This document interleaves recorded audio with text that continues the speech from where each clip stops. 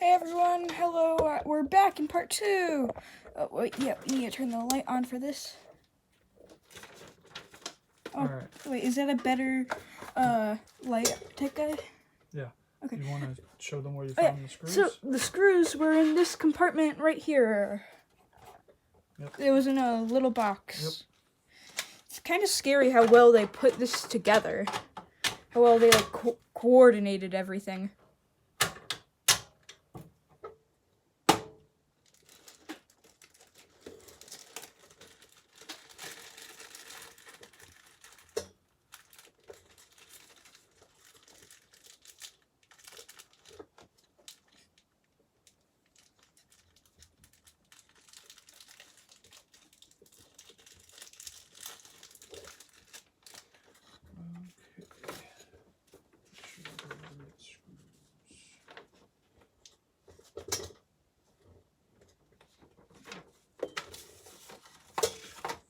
Alright, we just want these little ones. Some little ones.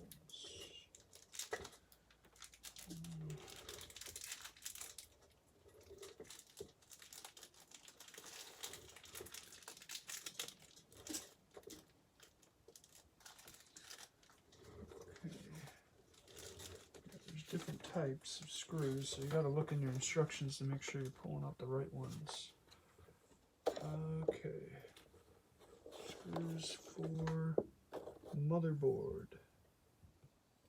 Alright, so we want those ones that are kind of flat, and they're 29 pieces. Does that help for the light?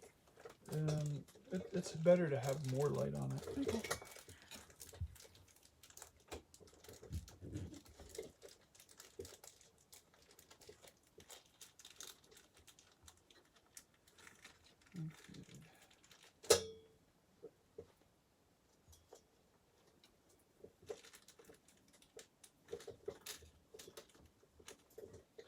Alright, let's make sure we get the right one here.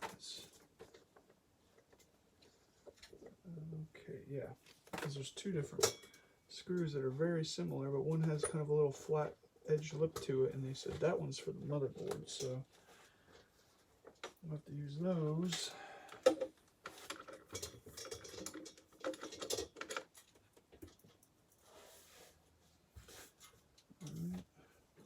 Oops.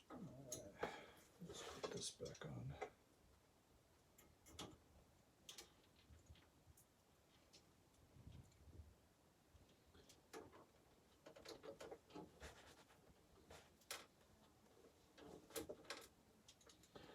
We'll just get a little start on the screws. We won't tighten them all the way down yet. Just kind of get some in there.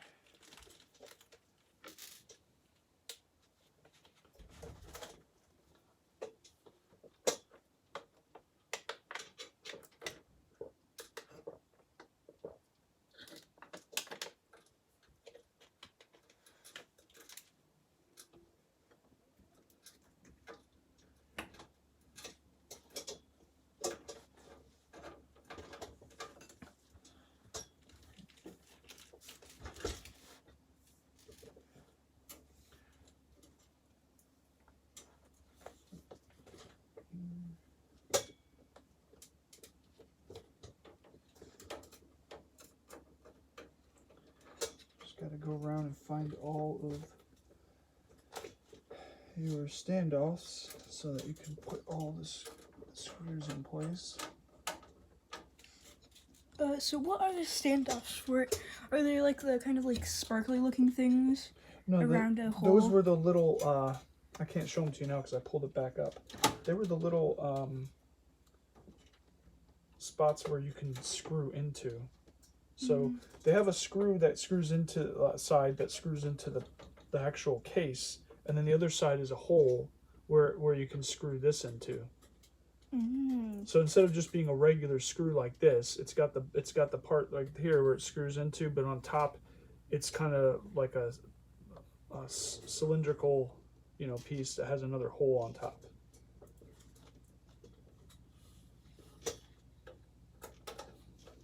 Oh, I think everyone saw those in part 1. Right. But if you didn't, you can just go back to part 1 and look at it. Yep, when the motherboard wasn't in there, you'd be able to see them down in there. For pretty much the first 5-ish minutes of it.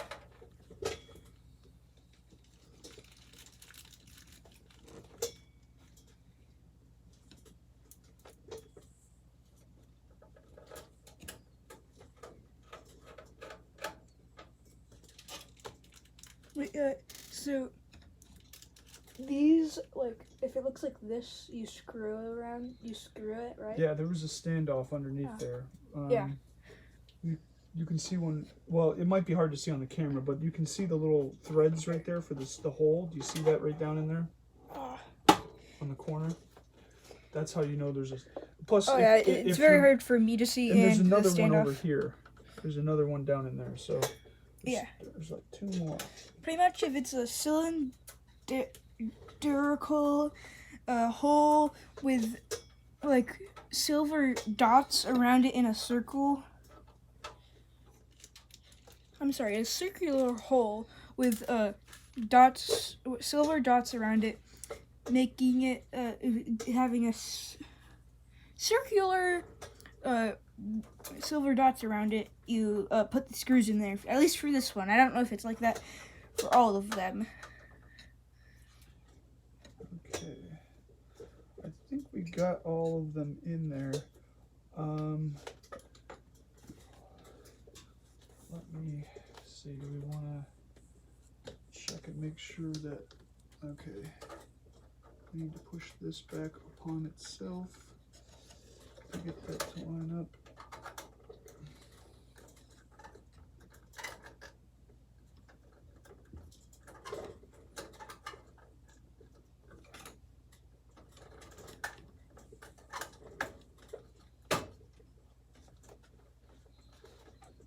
Okay, that feels nice and snug. Once you push the faceplate back onto the motherboard, it's pretty snug now.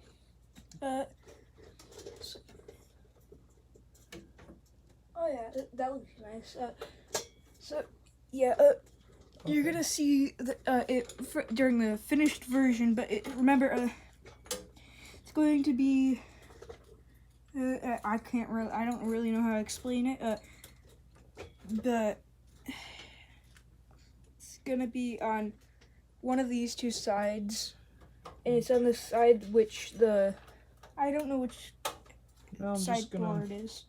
Gonna go ahead and tighten these screws up, not too terribly tight. You don't want to strip the screws, and you don't want to damage the motherboard. So if you're screwing them down too hard, this silicone here will like dent. The silicone of the board can break. It's kind of like plastic.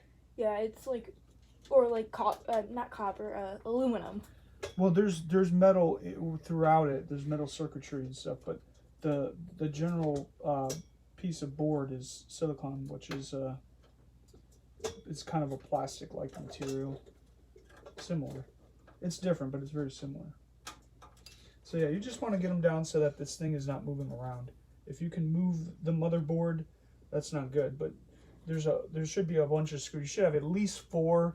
We have 1, 2, 3, 4, 5, 6, 7, 8, 9. You can have anywhere usually from 4 to 9 screws, just depending on the size of the motherboard. This is a full-size ATX motherboard, so it's got 9 screws. So all right. We made sure that this is nice and snug now. Now we're going to go ahead and install the CPU. Do you want to keep rolling, or do you want to? Yeah. CPU. Yeah. Okay. We got a Core i7 here, so that's a really nice CPU.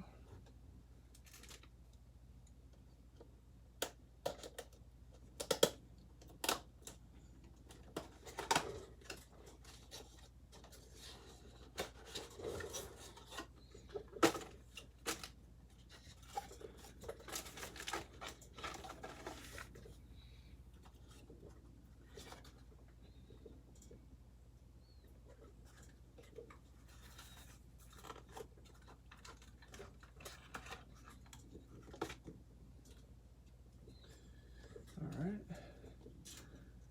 We're gonna go ahead and pull up the little arm here. Allowing this to be released. And there's where the socket is to put the CPU in. You have to be very careful with this. And obviously you want to match up your socket to the correct type of CPU. So ours is an LGA 1151, which is exactly what we got there, 1151. This little plastic piece needs to come off.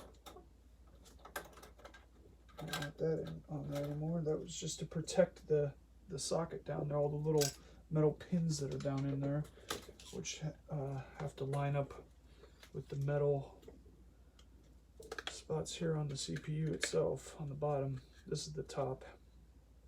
And you can only put these in one way, so you got to line it up with, there's a little arrow in the corner, and there's two little round, like half round sockets to make sure that you line it up correctly.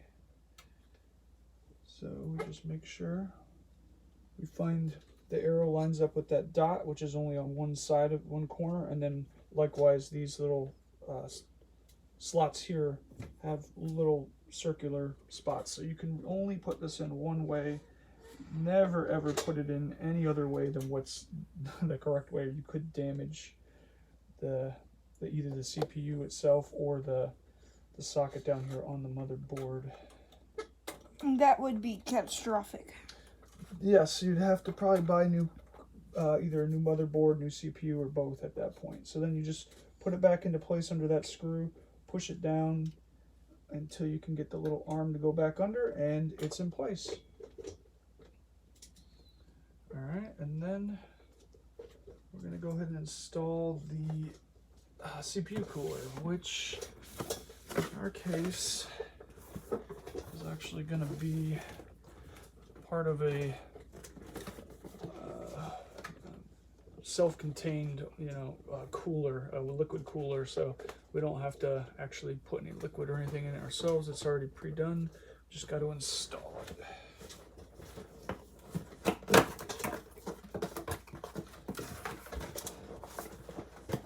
Wait, we'll be doing these next, correct?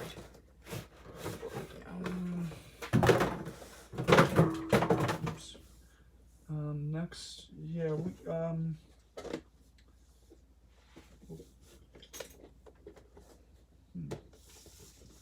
see. No, we'll do memory after this. Okay.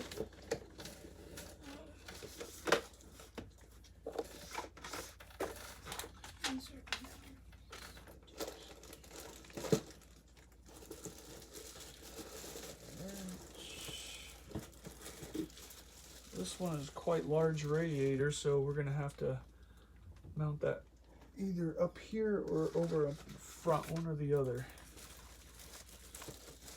But since we have extra fans and such, the fans can go up top here or in the front, so we have choices of how we want to do this. But we'll see kind of how, yeah, we got, how many fans do we got, Phil? 2? Yeah, it seems like we have 2, and these are the memory sticks. Wait, how many fans are in here? Oh, it says 3. Oh yeah, I forgot. There's 3 in there. Okay. Wow. Okay. These are the memory sticks, correct? For it? Yes. Okay.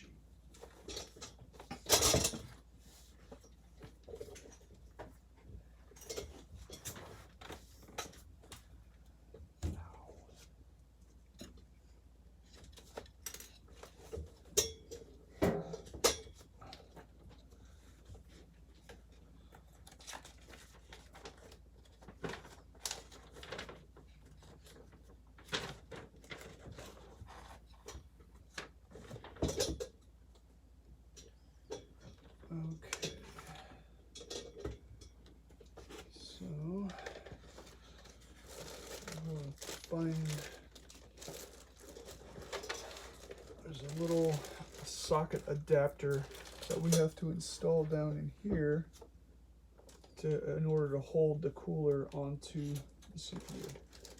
Get that out first.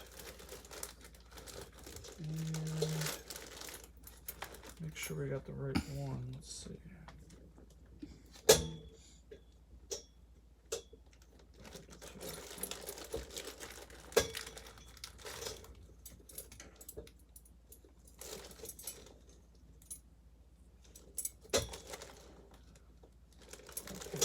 I'm going to start with this piece anyway, so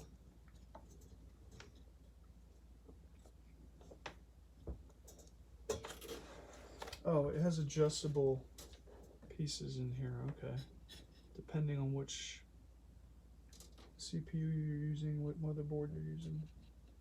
It looks like the 1151s say that you bring these pieces all in to the closer setting. Okay, and then there might be another piece we need to add. A lot of components here, so figure out what's what.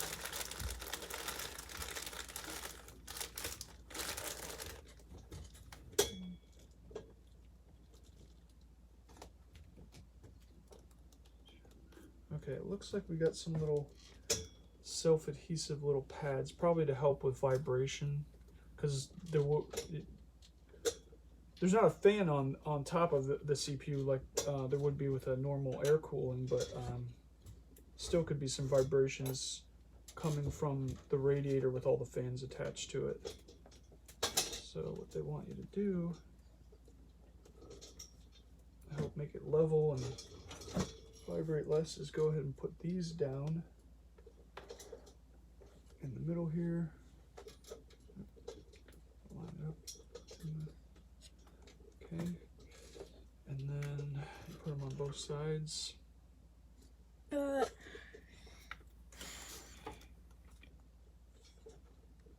you gonna say something? No, it's just that it can't really